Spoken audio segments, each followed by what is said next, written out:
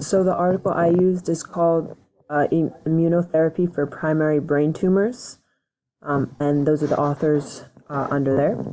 So a quick introduction. So glioblastoma, which I will be referring to as GBM for this, is an aggressive form of brain or spinal cord cancer, and it's formed from cells called astrocytes, which support nerve cells.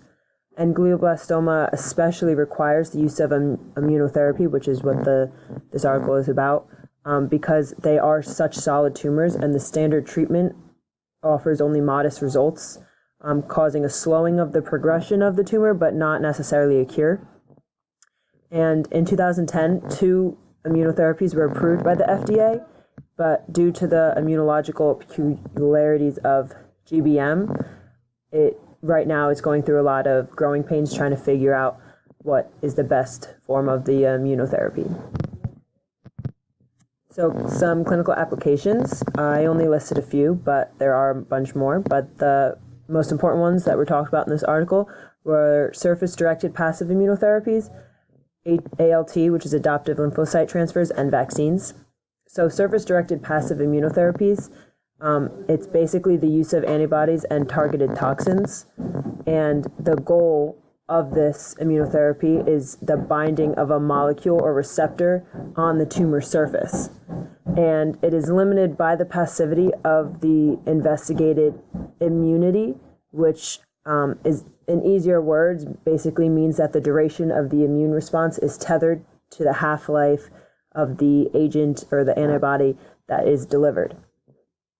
And then for adoptive lymphocyte transfer, or ALT, the goal of this is to increase T cell activation, which is the main part of the immune system, by directly enlisting the T cells. So this is done by harvesting, training, and expanding, etc., the T cells ex vivo, and then transferring them back into the patient.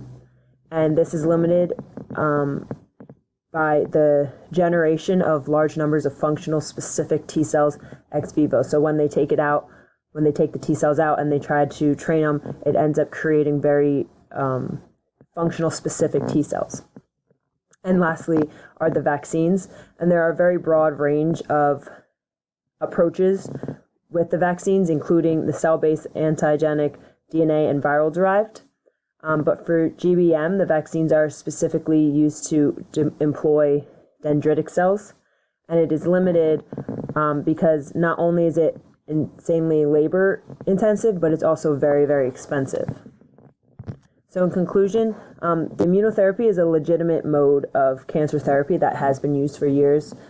And specifically for the GBM or the glioblastoma, the attention needs to be on the immunological idiosyncrasies, as well as their microenvironment that the tumor may be in. And previously, the subclasses of GBM have been founded and divided up by the Cancer Genome Atlas.